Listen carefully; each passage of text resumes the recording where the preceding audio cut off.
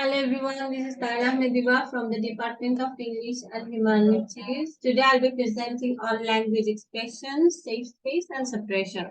Perspectives from Bangladeshi queer people. William Soja states in his space theory that there are three spaces. First space, which is the real space or physical space. Second space is the imagined space or psychological space. And the third space is the combination of first and second space. According to Soja, most of our lived spaces were socially constructed, which indicate that space has significant impact on our daily lives, especially when it comes to queer communities. Space becomes a very important part of their identities and related crises. A country like Bangladesh, alternative sexuality is legally criminalized. People have religious prejudices, queer people often targeted by religious extremist groups. Consequently, most of the queer people in Bangladesh live socially invisible lives, suppressing their identities as queer. From my observation as a Bangladeshi queer person and a student of social linguistics, I have looked into queer expression from translinguistic perspective, which involves linguistic, non-linguistic, semiotic resources as meaning making tools.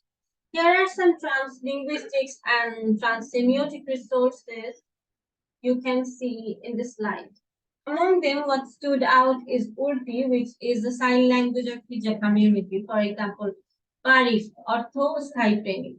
Examples of other transsemiotic resources are queer art, photography, gender neutral fashion expression, etc.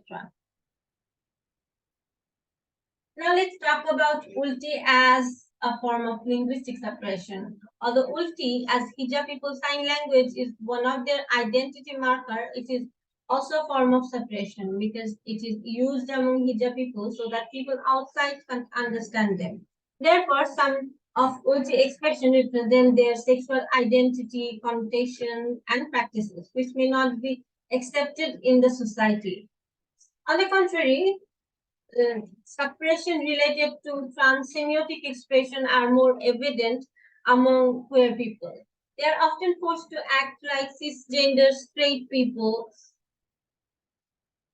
Furthermore, some of them act homophobic in order to hide their queer identity and gain social acceptance. In other words, the queer people are forced to live dual life in Bangladesh. I have interviewed three people to collect data and gain a better understanding of their linguistic and identity performances. In this process, I asked them, what is safe space for you as a Bangladeshi queer person? Some of them identify the company of other queer people, which is the third space, combination of real space and psychological space, as their safe space. Next, they identified virtual space as the second favorable safe space. For example, closed square, Facebook groups, chat rooms, Instagram, queer dating apps, etc. Third favorable safe space is the physical space. It can be the places where queer get-togethers takes place. From the interviews, I found some common characteristics of safe space and society that influence Bangladeshi queer expression.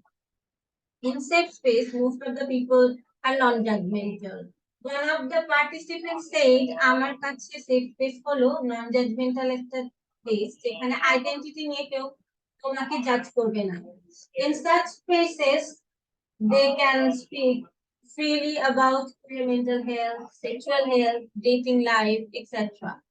On the contrary, in society, most of the people are judgmental about queer people, so they can't express themselves freely due to the fear of being socially ostracized or being killed by extremist groups. There are two photos of queer activists Julhaj Manan and Mahbub Rabbi Tonoy, who were killed in 2016 by a religious extremist group. So, They are often forced to act like cisgender straight person. One of the participants, who is a trans man, talked about his experience as a trans man. He told that he's forced to dress like his biologically assigned gender.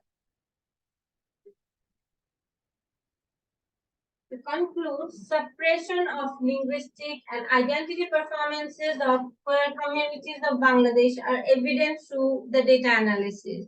We also demonstrated that each and every individual of the queer community experience different sort of suppression. These experiences affect their mental well-being. Due to misconceptions and prejudices, they are deprived of their sexual health rights as well. So it is high time to raise awareness for sexual and mental health and include proper information about gender and sexuality in our textbooks to show more inclusivity. Thank you very much for listening to my presentation.